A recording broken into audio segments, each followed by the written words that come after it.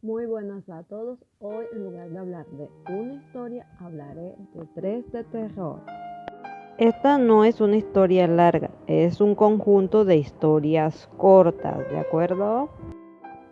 Der Dark el traductor de Google decía que era alemán y significaba el oscuro.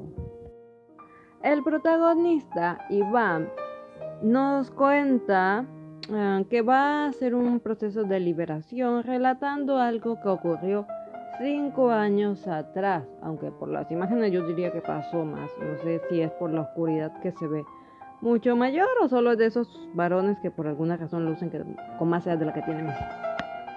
Aunque dicen que lo que va a contar le pesa, también admite que lo volvería a hacer de nuevo, lo que es un tanto irónico. Todo comenzó con el diagnóstico de cáncer de su madre y de su padre preocupado por, los gastos, ya que quedó siendo el único que trabajaba. Iván empezó a tomar unos trabajos, me imagino a medio tiempo, para ayudarlo debido a que no abandonó la escuela en ningún momento, cosa que me parece bien, aunque pareciera que casi todo el tiempo es de noche en esta obra. No sé a qué se deberá exactamente. Bueno, temas de estética, supongo yo aquí. Ahora, tras un tiempo de ver que estos ingresos que le está recibiendo no son suficientes para ayudar a su padre, decide hablar con su tío, a pesar de que sabe que estos no se hablan desde la muerte de la madre de ambos, su abuela.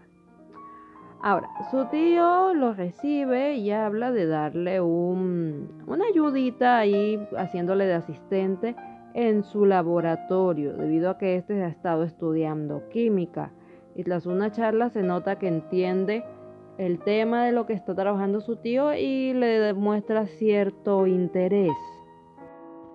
Ahora, tras ayudarlo un poco, el tío le revela que sus experimentos son un poco turbios y lo que él pensaba que era encontrar una fuente de energía, en realidad es traer a la vida a seres muertos, conejos y otros animales que está utilizando para estos experimentos nada legales, por cierto.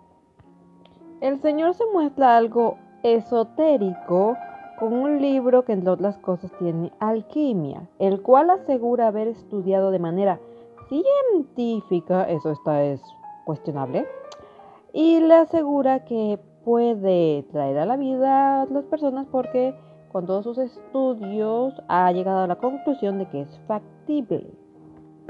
Por supuesto que Iván le hace ciertas cuestiones a su tío con respecto a esto, pero este le asegura que todo estará bien. Bueno, Iván insiste en ayudarle durante unos meses porque, mientras nadie salga herido, no pasa nada. Él no ha sucedido nada grave con estos experimentos, así que ya saben, el muchacho necesita el dinero y es su tío. Nada grave. Al final de la primera parte, las meses y pensar que ya tienen listo todo, vemos que van a realizar un experimento con un gato que murió de vejez, por lo que explican. Y al parecer tiene resultados positivos el mismo. En la segunda parte vemos que sí funcionó y trajeron a la vida al gato, lo que hace que el tío se emocione y piense en la siguiente fase, experimentación con humanos. Por supuesto, Iván le niega que pueda hacer eso porque no va a haber ni morgue ni universidad que le dé cuerpos para semejantes experimentos totalmente cuestionables, dada la ética de la actualidad. Y pero el tío lo convence, le asegura que solo de momento necesita partes, órganos específicos del cuerpo. Por supuesto que el muchacho se niega en una primera instancia, pero el tío lo convence apelando tanto a la enfermedad de la madre como al hecho de que el padre no aceptará que su hermano con el que está peleado, lo ayude económicamente de manera directa. Así que Iván finalmente, accede. No sé qué habrá pasado entre esos dos hermanos, pero se nota que fue serio y debo decir que conozco personas que no se han hablado en años por situaciones. Ahora, Iván no estaba muy convencido de ir al cementerio a robar estos órganos. Sin embargo, su tío lo tranquiliza asegurando que los vecinos no miran por las ventanas ni si roban. No sé en qué país es eso, los de acá, eso es medio oír un ruido y ya todos están en la calle.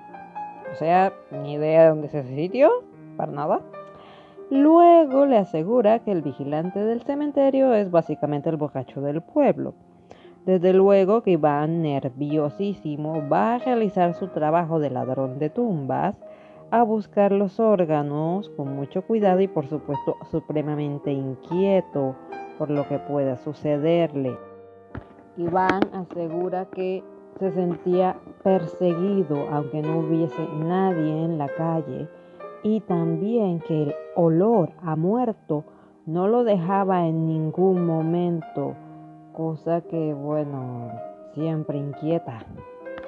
Desde luego que los experimentos de su tío para nada lo tenían tranquilo y recuerda que tenía una prima o tiene una prima la cual es hija de este tío y que lo abandonó completamente y ahora tras ver todo esto entiende el motivo. También asegura que solo lo seguirá ayudando mientras le pague. Y debo decir que el rostro del tío al final, tras mandarlo a buscar un cuerpo completo para su último experimento, da muy mala espina. Agradezco al autor preferir mantener el suspenso y no intentar exagerar con el terror. Ya saben, no estar usando estos pequeños sustos repentinos y engañosos que tienen en el cine al género completamente en decadencia, aunque ese ya es otro tema que no nos involucra, pero ya saben, siempre es bueno ver que sí, hay personas que saben cómo manejar este género en específico. Me hubiera gustado que explicaran dos cosas. Lo primero, cómo le justificaba a su padre el dinero que estaba ganando, porque me dio a entender la forma en la que hablaba de eso, que no era poco dinero. Y al principio, cuando está comenzando a relatar la historia, si se fijan en su cara, tiene ciertas marcas como cicatrices que se ven bastante graves. La segunda obra es La leyenda del Valle Negro. Al inicio nos preguntan si creemos en las brujas y se nos relata una leyenda, la del Valle Negro, donde unas criaturas que no son humanos ni animales habitan y cada cierto tiempo bajan de las cuevas en las que habitan para buscar alimentos, sacrificios. Son los brujos. Y debo decir que esa escena es tétrica, por decirlo poco. Esta estaba siendo relatada por una joven, Rayen, espero pronunciarlo bien, a un grupo de turistas para descontento de su tía, pues hace que estos no se vuelvan clientes de su tienda, o entendí que tienen una tienda. Según Rayen, ellos no deberían estar como ahí, no, más bien ella no quiere mendigarles y se muestra muy orgullosa, mientras que su tía le dice que ya para esa actitud. Y bueno, esta chica insiste en que no se ha inventado nada, pero su tía como que quiere dejar eso en el olvido. Quién sabe qué les pasó con respecto a ese asunto, ya que ambas tienen opiniones no solo opuestas, sino muy fuertes al respecto. Ryan se va en su bicicleta a dar una vuelta por el pueblo, llegando a un lugar que se ve bastante alejado y empieza a ver unas fotos de su madre y podemos suponer que la ha perdido. Ahora no se nota por la foto que no fue hace mucho tiempo, ya que se ve prácticamente igual la muchacha. Al parecer en ese momento, al mismo tiempo, está llegando un muchacho al pueblo en un bus y ocurre un temblor bastante fuerte que se siente por todo el lugar.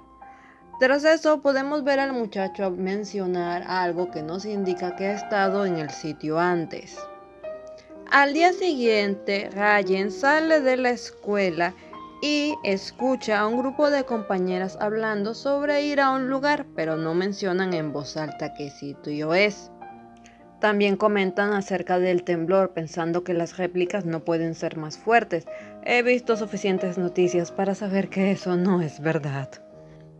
Cuando le mencionan a Ryan sobre ir a ese sitio, esta les advierte que no deben ir y prácticamente las regaña por eso, a lo que una de ellas la llama mestiza, como intentando insultarla. No sé dónde está pasando eso, ni quién se cree que es ella, pero por lo menos acá decirle a alguien mestizo y pensar que no vas a ser tú el que acabe ridiculizado, pues es como creerte mucho, sinceramente. Por acá hay mucho mestizaje, siendo honesta. En eso ocurre otro temblor en el cual un muchacho salva de ser atropellada a una de las compañeras de la protagonista. Esta en un principio no parece saber quién es, pero algo le llama la atención y termina acercándosela y lo reconoce como Daniel. Ella le habla, pero este niega conocerla completamente. Tras un momento ella se va, aunque la mirada de este joven delata que estaba mintiendo. En su casa, Ryan quiere pasar de todo lo que está ocurriendo, pero llegada la noche, también va al bazar y localiza rápidamente al grupo de compañeras que insisten en ir a ese lugar secreto a pesar de toda advertencia. Resulta que han ido al cementerio a realizar un rito, el cual, según la promotora, su hermana mayor le había dicho de este y que siempre que se pedían deseos en ese lugar, ese día en específico, estos todos se cumplían. Desde luego hay una amiga que no quiere estar ahí, tiene mucho miedo, sin embargo se pudo haber quedado en el bazar e ignorar a las otras, pero decidió acompañarlas, así que tiene su culpa en esa situación. Están tan asustadas por estar ahí que cuando llega Ryan gritan. Y bueno, se lo buscaron y es lo más inofensivo que les ocurrirá esa noche. Bueno, ella las regaña por, ya saben, estar ahí haciendo algo que no deben, mientras que la promotora insiste en que ella debería conocer este rito porque fue su propia madre la que se lo enseñó a su hermana mayor. Ya saben, la madre de Ryan, que le enseñó a la hermana mayor de la promotora, que no sé por qué siempre la gente le sigue el caso, el juego a estas personas que solo saben meter la pata. El asunto es que tras un momento de estar hablando sobre el tema, dan por finalizada la ceremonia y deciden irse de ahí. En el camino de regreso se van encontrando señales preocupantes. El miedo las va invadiendo. Ocurre otro temblor. Y a medida que siguen avanzando, sienten que algo las está siguiendo. El ambiente se va haciendo cada vez más misterioso. Solo hay un momento de calma en el que Ryan habla con una de ellas para tranquilizarla y comenta, bueno, siendo amable, la que estaba asustada. Supongo que aprecia que está ahí, ya que saben que su familia tiene estos conocimientos tribales y puede que piense de que ella podría, no sé, defenderlas en cualquier situación. Lo cierto es que el lugar mismo parece tomar vida y a medida que siguen avanzando, este consigue que se separen y unas no parecen darse cuenta cuando las otras dejaron de estar ahí.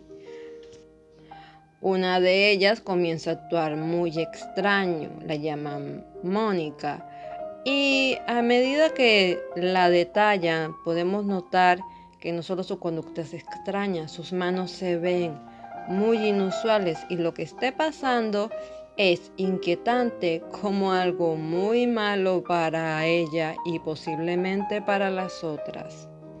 Con respecto a el autor de esta obra, debo decir que ha sabido crear un ambiente muy bueno, una atmósfera de intriga, tensión y de miedo de una manera correcta. Como ya les expresé, no me gustan esas historias donde cada 5 segundos te están dando sustos falsos.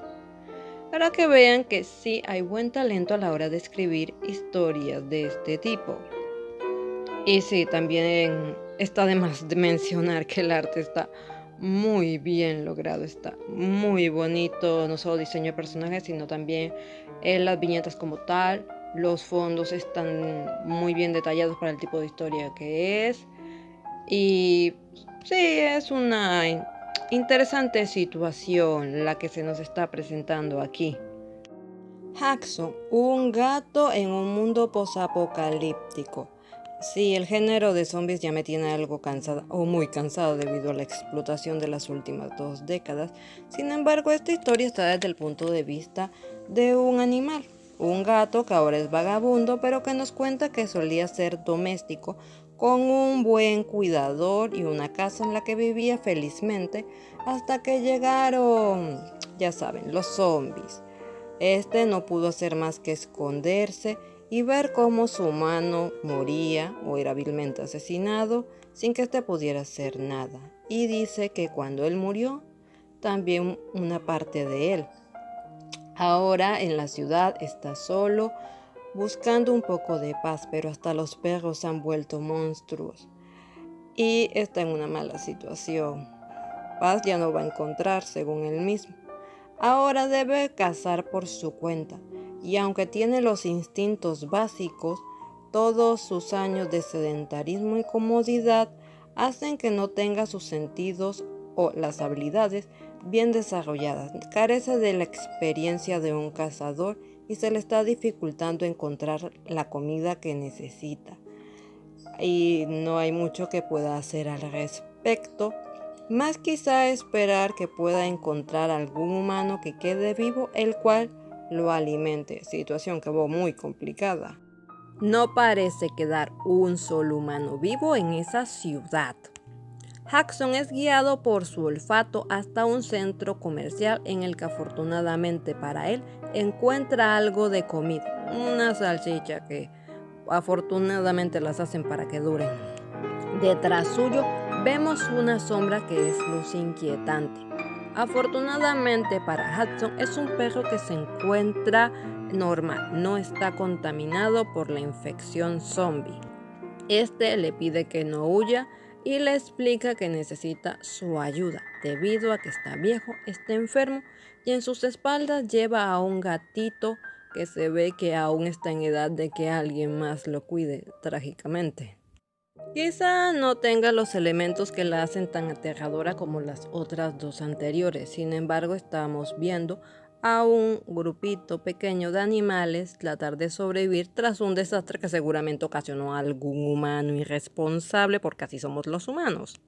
La situación en este sentido la veo doblemente preocupante. Digo, si fueran humanos, sabemos que en algún momento se las apañarán para crear herramientas, un refugio y ese tipo de cosas, pero estos animales no cuentan con esa capacidad.